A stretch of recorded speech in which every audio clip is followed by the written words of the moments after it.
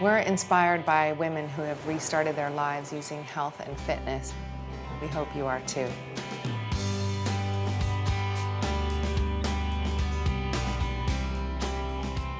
I'm Gwyneth Paltrow. And I'm Tracy Anderson. This is the Restart Project. This is a story about what happens when you think you know what your future is going to look like, and then everything changes. How do you embrace a life path that isn't what you thought it would be? I grew up in LA, born and raised. I grew up in a family of 4 kids, so to me it was just the natural thing to grow up and have children. But then right out of college, I ended up getting a job at one of the studios, and I started on a career track that just kept going and going. And then all of a sudden, I realized, uh-oh, I might have forgotten something, and that was the family, the children, that life that I had wanted before. So at 44 years old, I decided I'm going to try online dating. 2 days later, I met my husband. We were engaged in 5 months. 3 weeks later, I became pregnant.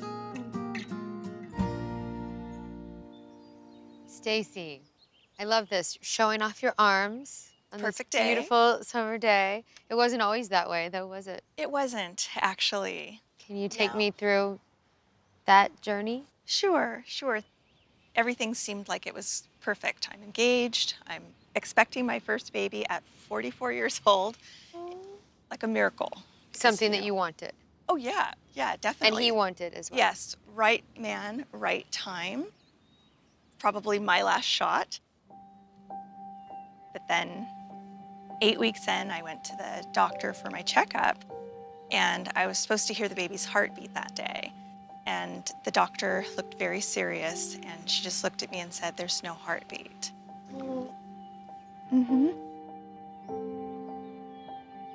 It was just devastating. My world just crashed. There are no words for what you feel when someone tells you that your baby's dead. I had a very similar incident to that as well. So you understand how devastating that do. is. And for me, it was one of those things where that was my shot, and I knew that that wasn't going to happen for me. So that was really tough. Right. And I was not in my right mind. So what did I do?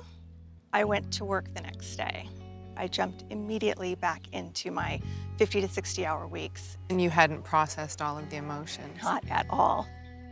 Yeah, the body doesn't like that. When you push feelings down and you don't process and digest your emotions, the body will eventually act out. Yes. I didn't even realize at that time that by not processing it or talking to people, it was hurting me. And I ended up becoming very depressed.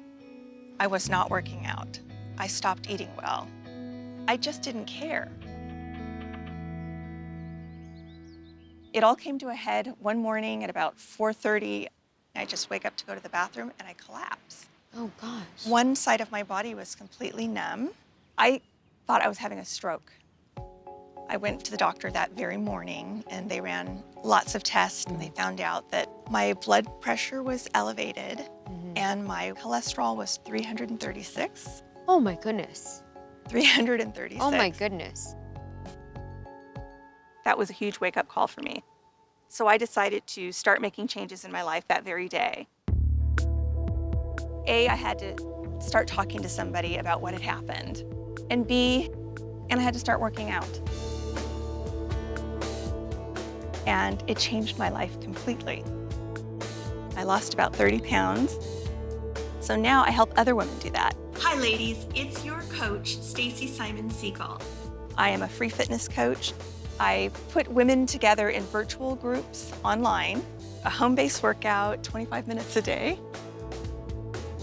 A lot of women feel maybe my life is incomplete because I'm not a mother, but instead you decided to make yourself whole. You decided to deal with your own issues. Right. And You know, I think it's amazing that you've been able to find fulfillment and happiness and let go of something that you could have held onto as a disappointment. Well, I decided that I could either continue being depressed and sad, or I could turn it around. And the thought of just being happy again, Right. that was enough to push me forward.